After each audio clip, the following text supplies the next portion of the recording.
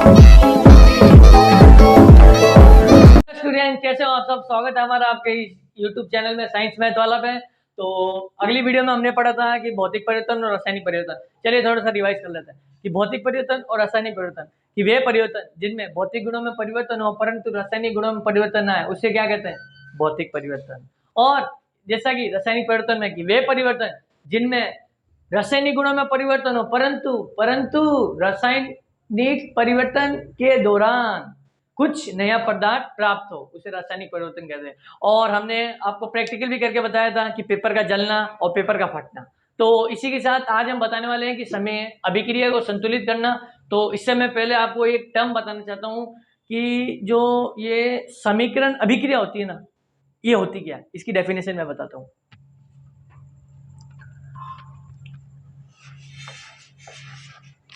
रासायनिक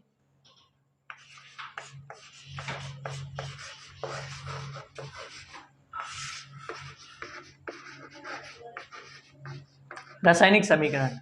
तो चलिए इसकी डेफिनेशन लिखते हैं कि रासायनिक समीकरण की डेफिनेशन कैसे होगी कि वह समीकरण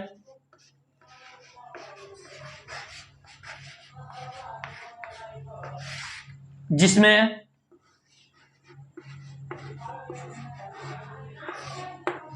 अभिकारकों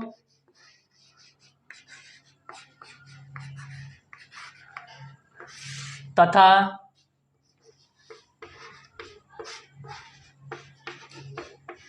उत्पादों को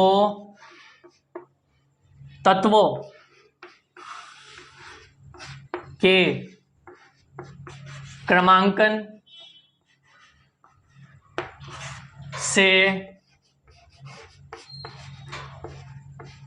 प्रदर्शित किया जाता है वो रासायनिक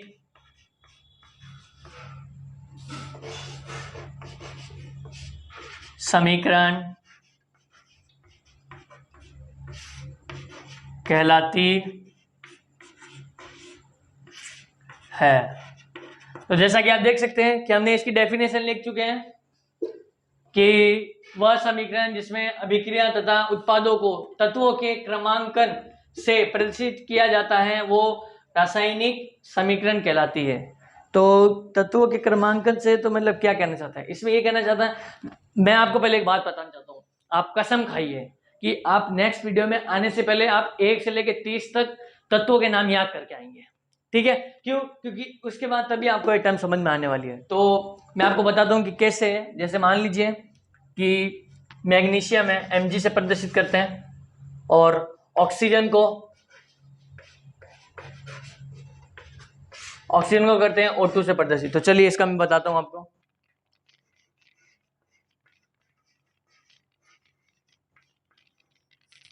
इसको थोड़ा अलग चौक से लिखते हैं।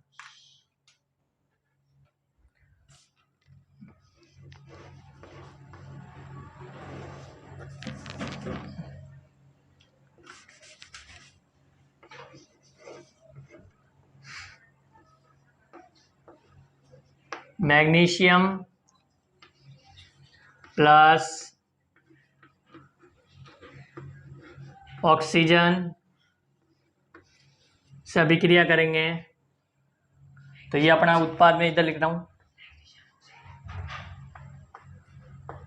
मैग्नीशियम ऑक्साइड बनेगा। तो ये तो थी हमारी तत्वों के क्रमांकन से मतलब प्रदर्शित किया जाता है। अब जैसे मैग्नीशियम लिखा तो आपको वो आप 30 तक याद करके आएंगे तो अब आपको पता चल जाएगा कि मैग्नीशियम को Mg से प्रदर्शित करते हैं, ऑक्सीजन को O2 से, और ये बनता है MgO। तो अभी तक तो ये अभिक्रिया संतुलित नहीं है, मैं अब आपको इसके बारे में बताना चाहूंगा। तो देख लीजिए आप एक बार, ठीक है? तो चलिए इसको रफ करते हैं।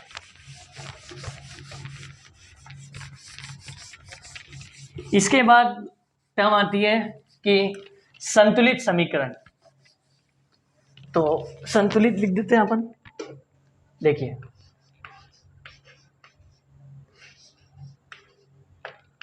संतुलित रासायनिक समीकरण,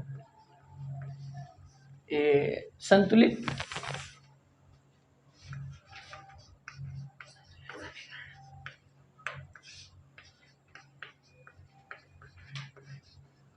संतुलित रासायनिक समीकरण। अब इसमें देखिए इसकी डेफिनेशन मैं आपको बताता हूं कि वे समीकरण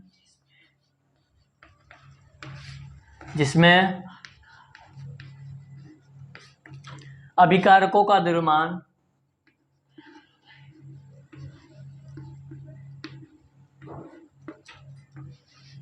का द्रव्यमान बराबर होता है उत्पाद के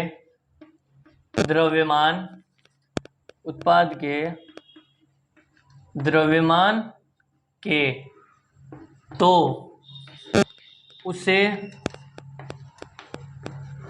संतुलित रासायनिक समीकरण कहते हैं। संतुलित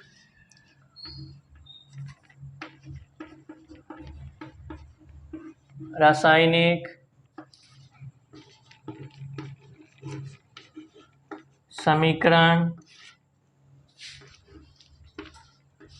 कहते हैं। अब देखिए संतुलित और बराबर में आपको इसके मतलब बताता हूँ। जैसे मान लीजिए हमने Mg की मैग्नीशियम की क्रिया ऑक्सीजन से कराई तो हमें मिलता है मैग्नीशियम ऑक्साइड। अब संतुलित वे समीकरण जिसमें अभिकारकों का, यहाँ पर लिखना था हमने द्रव्यमान, लिखा नहीं हमने, द्रव्यमान बराबर होता है उत्पाद के द्रव्यमान के, तो उसे संतुलित रासायनिक समीकरण कहते हैं। अब देखिए कैसे, यहाँ पर मैं Mg एक है, यहाँ पर Mg एक है, यहाँ पर ऑक्सीजन 2 है, यहाँ पर ऑक्सीजन एक ही है। तो इसको संतुलित करने के लिए यहाँ पर हम लगा देंगे 2 और यहाँ पर लिख देंगे हम 2, जिससे Mg तो हो गए 2, यहाँ पर भी Mg 2, यहाँ पर ऑक्सीजन 2 है तो यहाँ पर भी ऑक्सीजन 2। तो इसी के साथ ये टर्म थी संतुलित रासायनिक समीकरण। तो देख लीजिए आप एक बार। इसके बाद में अब हम चलेंगे कि रासायनिक समीकरण जो संतुलित करते हैं उसको संतुलित क्यों करते हैं, मतलब कारण क्या था इसका कि इसको संतुलित करना पड़ा। तो जैसे कि इसका कारण क्या था कि इसको संतुलित करना पड़ा, तो एक नियम आया था जिसको बोलते हैं द्रव्यमान संरक्षण का नियम। वो नियम क्या कहता है कि मैं आपको लिख के बताता हूं। द्रव्यमान संरक्षण का नियम। देखिए ये नियम क्या कहता है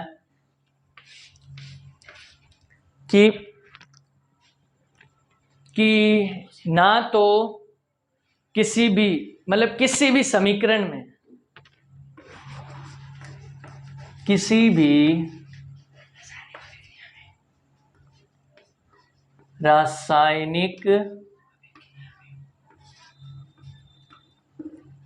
अभिक्रिया में द्रव्यमान को ना तो, सुनिएगा, ना तो उत्पन्न किया जा सकता है और ना ही नष्ट किया जा सकता है। तो इसको ना तो उत्पन्न कर सकते हैं और ना ही नष्ट कर सकते, तो फिर किया क्या जा सकता है। तो देखिए इसे एक रूप से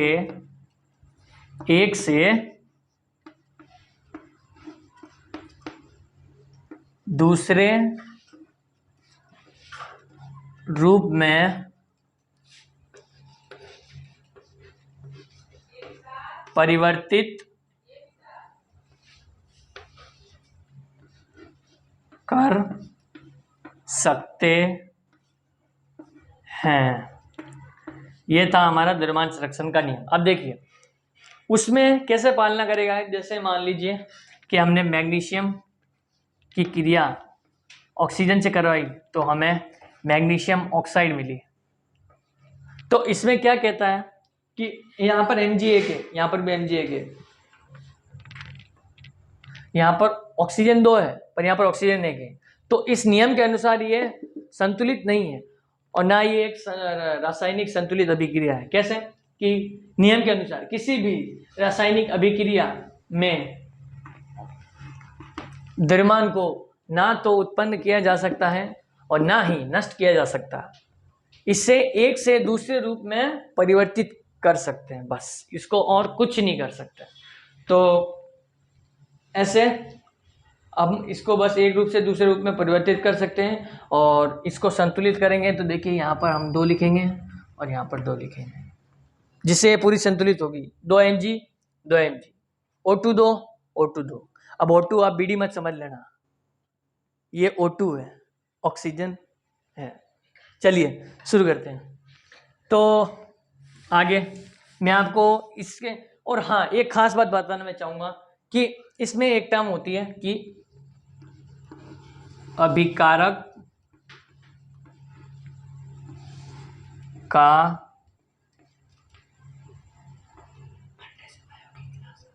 द्रव्यमान बराबर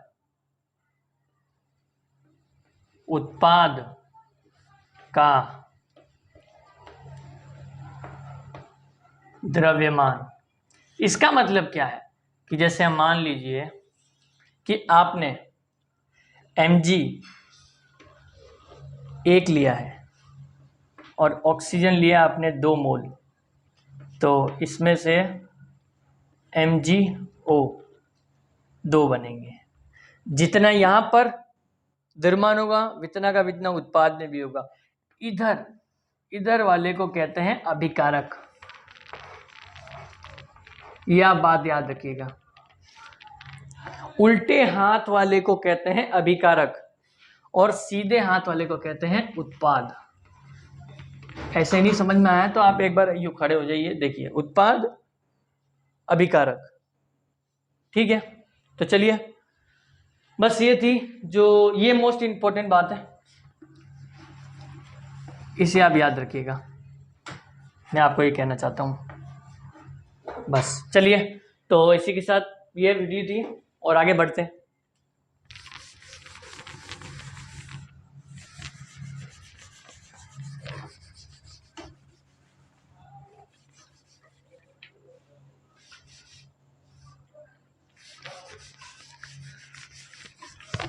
तो इसी के साथ द्रव्यमान संरक्षण का नियम तो आपने पढ़ लिया। अब अपन अभिक्रिया को संतुलित करने के कुछ नियम देख लेते हैं, फिर जो क्वेश्चन होंगे वो अपन नेक्स्ट वीडियो में देखेंगे। आज मैं आपको नियम बताऊंगा, तो चलिए शुरू करते हैं। इसमें फर्स्ट नियम है कि संतुलित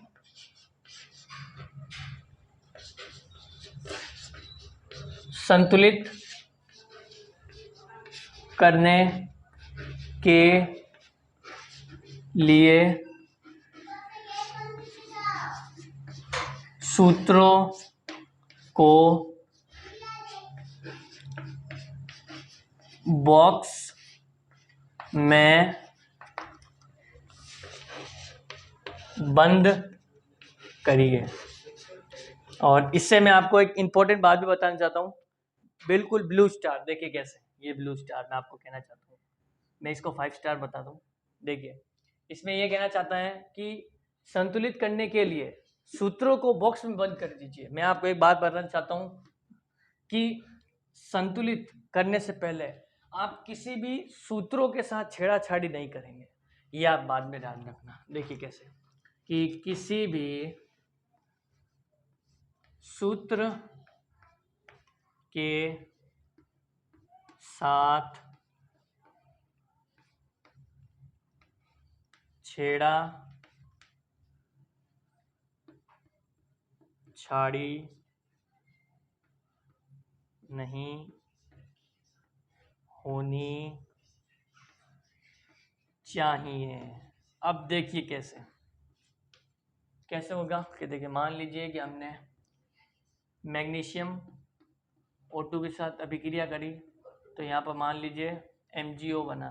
तो अब आप सोचेंगे कि यहाँ पर एक Mg है, यहाँ पर एक Mg है, यहाँ पर 2 है, तो आप यहाँ पर 2 लिख देंगे, तो ये गलत हो जाएगा। और ऐसे आप बोर्ड में कर देंगे तो आपके नंबर जाएंगे कट, इसलिए ये गलत है। देखिए, तो इसीलिए संतुलित करने से पहले आप इसको बॉक्स में बंद करिए। देखिए, इसको ऐसे बॉक्स में बंद करना है। देखिए, ये नियम ये कहता है। तो चलिए दूसरे नियम पे चलते हैं। भाई ब्लू चॉक देना, ब्लू चॉक।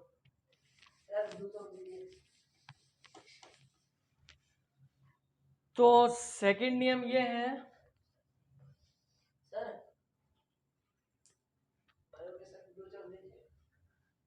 तो सेकंड नियम ये है कि संतुलित करने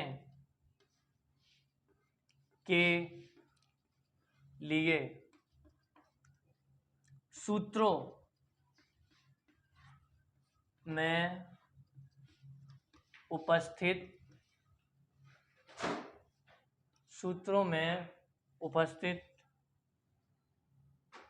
परमाणुओं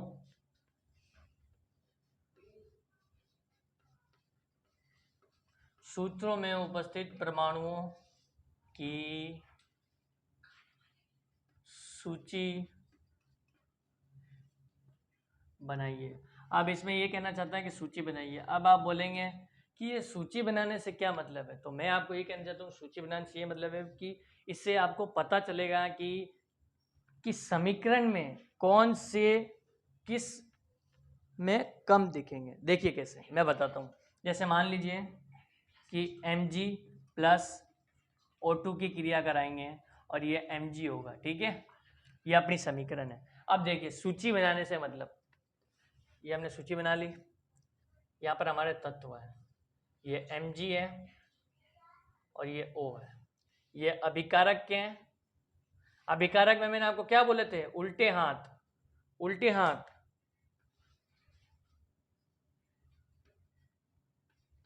वो चौक देना, ये लो ना सर।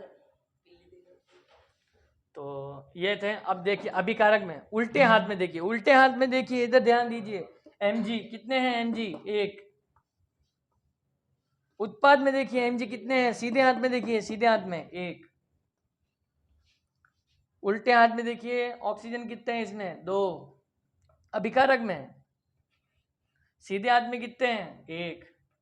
तो इससे आपको पता लग जाएगा कि कौन से तत्वों में कमी आ रही है। अब जैसे इसमें उत्पाद में 1 ऑक्सीजन में कमी आ रही है, तो इसलिए ये सूची का कहता है। तो चलिए आगे वाले नियम पे चलते हैं।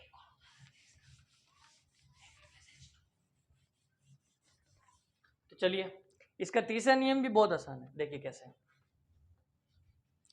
तीसरा नियम ये है कि संतुलित करने के लिए, संतुलित करने के लिए जो या सूत्रों में जो सर्वाधिक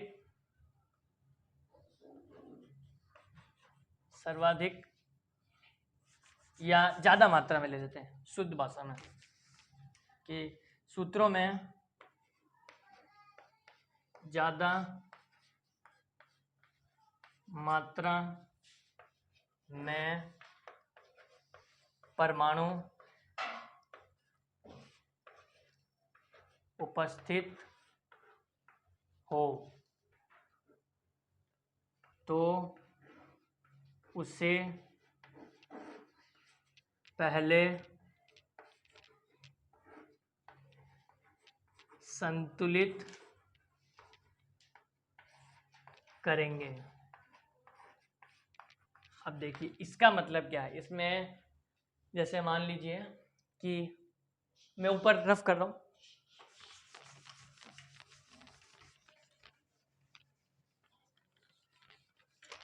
देखिए इसका मैं आपको टर्म बताता हूँ कि इसका मतलब क्या कहना चाहता है।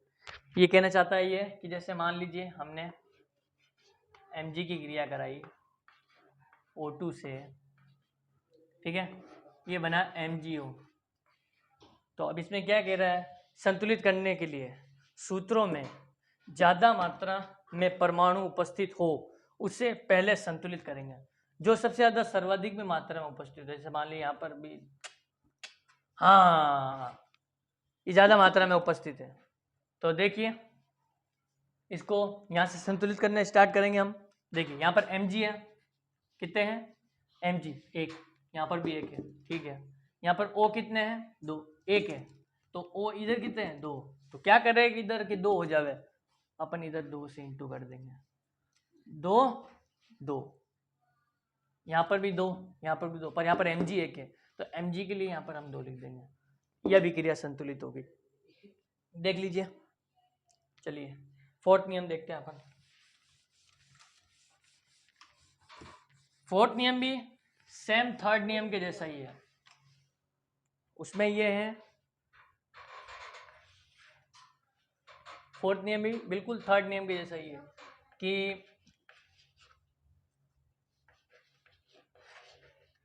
संतुलित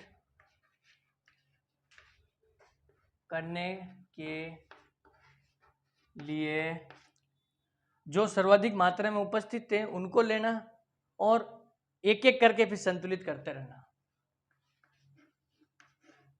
या इसको थोड़ा छोटा करते हैं कि संतुलित करने के लिए एक के बाद एक, एक के बाद एक को लेकर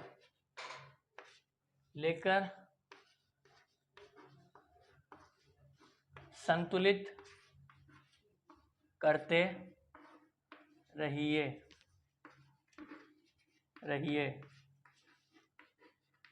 जब तक कि अभिक्रिया संतुलित ना हो जाए। इसमें ये कहना चाहता है, जैसे हमने उदाहरण लिया था, देखिए ये उदाहरण लिया था हमने, तो इसमें ये कहना चाहता है कि जैसे हमने पहले में इसको लिया था बड़ी, जिसमें ज़्यादा परमाणु उपस्थित हो उसको लिया था, उसके बाद में अब ये जैसे मान लीजिए थोड़ी और ये और बड़ी होती, जैसे मान लीजिए यहाँ पर H होता, मानना आपको, ठीक है, यहाँ पर H होता, तो इसको अब हमने कर लिया और यहाँ पर भी संतुलित कर लिया। अब यहाँ पर H2 है तो यहाँ पर भी H लिख देंगे और यहाँ पर 2 लिख देंगे, मतलब एक के बाद में एक को संतुलित करना है, ठीक है। तो देख लीजिए आप, चलिए एक पाँच नंबर भी बहुत आसान है, बस कुछ नहीं है, जैसे मान लीजिए कि हमारी अभिक्रिया है, मान लीजिए Fe प्लस H2 के साथ, या कोई छोटा मोटा उदाहरण लेते हैं, जैसे मान लीजिए कि मैग्नीशियम का ही लेते हैं, Mg प्लस O2 की क्रिया MgO। अब जैसे मान लीजिए पांचवा नियम ये कहता है कि ये हमने किस अवस्था में लिया है, सॉलिड, जैसे इसको ये गैस में पाया जाता है तो इसको G से प्रदर्शित करते हैं, तो बस पांचवा नियम भी यही कहता है कि जैसे मान लीजिए कि ये G गैस अवस्था में पाया जाता है तो इसको G से प्रदर्शित करते हैं, ये ठोस अवस्था में पाया जाता है तो इसको S से प्रदर्शित करेंगे, और ये अगर जलीय विलयन होगा तो इसको AQ से प्रदर्शित करते हैं। चलिए बता दूँ मैं कैसे आपको, जैसे मान लीजिए S मतलब गैस। देखिए, और सॉरी दोस्तों, ये गलती हुई यहाँ पर आएगा ठोस, जी में आएगा गैस, जी से प्रदर्शित करते हैं गैस को, और एल से प्रदर्शित करते हैं लिक्विड, लिक्विड द्रव्य, और एक क्यू, इसको बोलते हैं इंग्लिश में एक्वस, और हिंदी में इसको बोलते हैं जलीय, जलीय। तो पांचवा नियम बस यही कहता है कि इनको प्रदर्शित करने का तरीका बताता है। छठा नियम भी बहुत आसान है, देखिए एक बार आप देख लीजिए। चलिए, जैसा कि आपको 5 नियम तो पता चल ही होंगे, 6 नियम भी बहुत आसान है। बस उसमें ये कर रहे हैं, जैसे मान लीजिए कि आपकी अभिक्रिया हो तो रही है पर किसकी उपस्थिति में हो रही है, जैसे तापमान की उपस्थिति में हो रही है, कि दाब की उपस्थिति में हो रही है, कि किसी उत्प्रेरक की उपस्थिति में हो रही है, तो देखिए कैसे होगा ये। पांचवा नियम बता ही दिया था, इसको भी रफ कर देते हैं।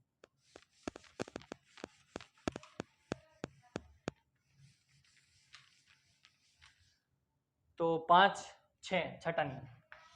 छठा नियम ये कहता है कि हम किसकी उपस्थिति में कराते हैं, यार तापमान की,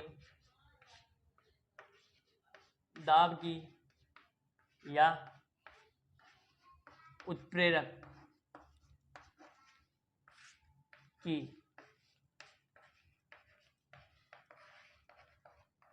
उपस्थिति में। अब आप कहेंगे कि उत्प्रेरक क्या है, देखिए मैं आपको बता देता हूँ, ये हम फिलहाल इसके बारे में तो आगे डिस्कशन करेंगे, पर मैं आपको बता देता हूँ कि उत्प्रेरक वो होते हैं कि जैसे अभी हमारी कोई अभिक्रिया है, वो धीरे धीरे अभिक्रिया कर रही है, तो हम किसी उत्प्रेरक को ला के उस पर रखेंगे अभिक्रिया में, तो ये उसमें खुद तो भाग नहीं लेगा, ये बस उस समीकरण को तेज करने की कोशिश करेगा, या धीमी गति में करेगा। ये उत्प्रेरक का बस यही काम होता है और कुछ नहीं। बस तो आप ये वर्ड सुन के आप घबराइएगा मत, ये हम इसके बारे में आगे डिस्कशन करेंगे। तो ये थी वीडियो, और नेक्स्ट वीडियो में हम इस किताब के क्वेश्चन आंसर करेंगे। तो अगली वीडियो मिलते हैं। तो अच्छा लगा तो वीडियो को लाइक करिए, और अभी तक आपने चैनल को सब्सक्राइब नहीं करा तो चैनल को सब्सक्राइब कर लीजिए, और हम आपके लिए इतनी मेहनत करें तो लाइक तो बनता ही है। तो चलिए, धन्यवाद।